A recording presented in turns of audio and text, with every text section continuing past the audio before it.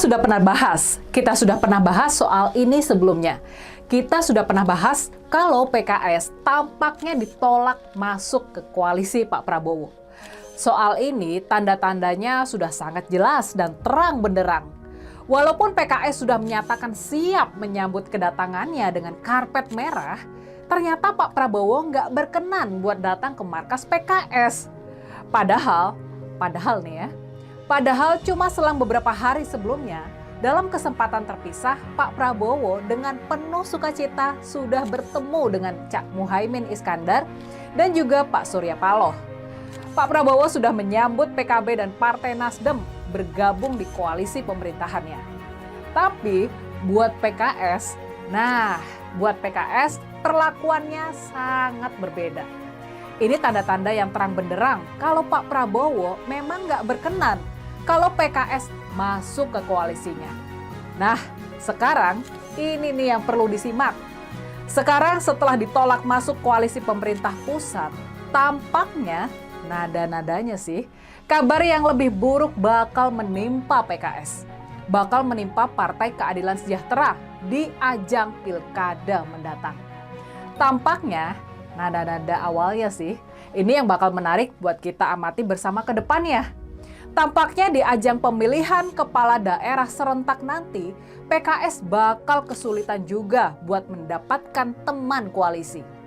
Tampaknya sejauh ini nggak ada partai yang bakal mau berkoalisi dengan PKS di daerah-daerah. Dari partai-partai koalisi pemerintah, tampaknya mereka diarahkan buat berkoalisi di antara sesamanya. Atau paling jauh mereka berkoalisi dengan PDI Perjuangan buat mengusung pasangan bersama.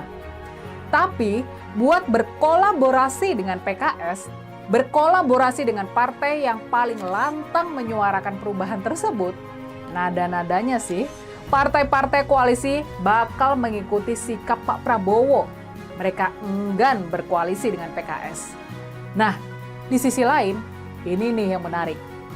Jadi di sisi lain, walaupun mereka ini sama-sama berada di luar pemerintahan, PDI Perjuangan tampaknya juga bakal menolak buat berkoalisi dengan PKS.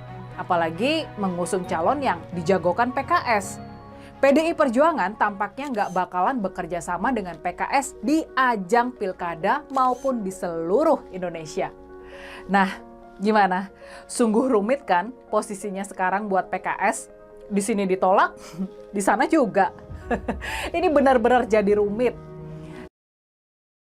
Dengan sulitnya PKS menjalin koalisi di perhelatan pilkada nanti, sangat bisa jadi modal lumayan yang mereka punya dari hasil pemilihan legislatif lalu bakal terbuang sia-sia atau bakal nggak maksimal. Sebagai contoh nih, di Provinsi Jakarta. Di wilayah mantan ibu kota ini, hasil legislatif PKS sangat baik. Mereka menjadi juara di Jakarta dan mendapatkan 18 kursi dari total 106 kursi di DPRD Jakarta. Nah, masalahnya walaupun mereka ini ada di nomor 1, tapi jumlah kursi mereka masih kurang buat bisa maju sendiri di ajang pilkada. Mereka butuh paling sedikit 21 kursi DPRD buat mengajukan calon gubernur dan calon wakil gubernur. Masalahnya, partai mana yang bisa menambah paling tidak 3 kursi DPRD yang mau buat diajak berkoalisi? Di DPRD Jakarta kelak, PDI Perjuangan punya 15 kursi DPRD, Gerindra 14 kursi, Nasdem 11 kursi, Golkar, PAN, dan PKB masing-masing 10 kursi. PAN dan Demokrat masing-masing 8 kursi, dan juga P3 dan Perindo masing-masing 1 kursi. Pertanyaannya, dari semua partai itu, siapa yang bersedia jadi pasangan dari PKS dan mengusung calon gubernur dari PKS? Kondisi rumit serupa dialami PKS di Jawa Barat. Di provinsi ini, PKS ada di urutan kedua pileg, sesudah Gerindra. Tapi juga nggak cukup kursi DPRD buat maju sendirian. Mereka nggak mau harus berkoalisi. Pertanyaannya, di Jawa Barat, partai mana yang mau koalisi dengan PKS dan mengusung calon gubernur dari PKS? Padahal di Provinsi Jabar ini siap bertarung 2 jagoan utama dengan pendukung yang sudah cukup solid, yakni sang petahana Kang Ridwan Kamil dari Partai Golkar dan Kang Deddy Mulyadi, mantan Bupati Purwakarta dari Partai Gerindra. Kemungkinannya di Jawa Barat nanti, partai-partai bakal merapat ke salah satu calon kuat, yakni Kang Emil atau Kang Demul. Sementara buat calon dari partai pemenang kedua Pileg, buat PKS, potensi dukungan koalisi jadi kecil. Bisa-bisa nih, di Jabar, PKS harus melupakan peluang maju sendiri dan harus memilih di antara dua pilihan. Masuk gerbong Kang Emil atau masuk gerbong Kang Demul. Kalau peluang PKS maju dan menang di dua provinsi terkuat mereka cukup suram, harapan yang lebih baik muncul di pemerintah daerah tingkat 2, yaitu di tingkat Pilwalkot. Misalnya di Bandung. Di ibu kota Jawa Barat tersebut, PKS jadi juara Pileg dan sudah cukup kursi DPRD buat maju sendirian, buat mengusung pasangan calon wali kota dan calon wakil wali kota tanpa perlu berkoalisi. Kondisi yang sama dialami PKS di Kota Bogor, Kota Bekasi, dan juga Kota Depok. Di kota-kota di sekeliling Jakarta tersebut, PKS bisa maju sendirian tanpa berkoalisi.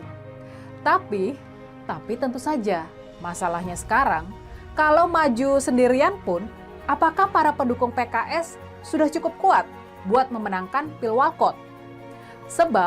Sebabnya harus diingat nih, di kota-kota tersebut, walaupun PKS menang Pileg, tapi angkanya hanya tipis di atas 20%.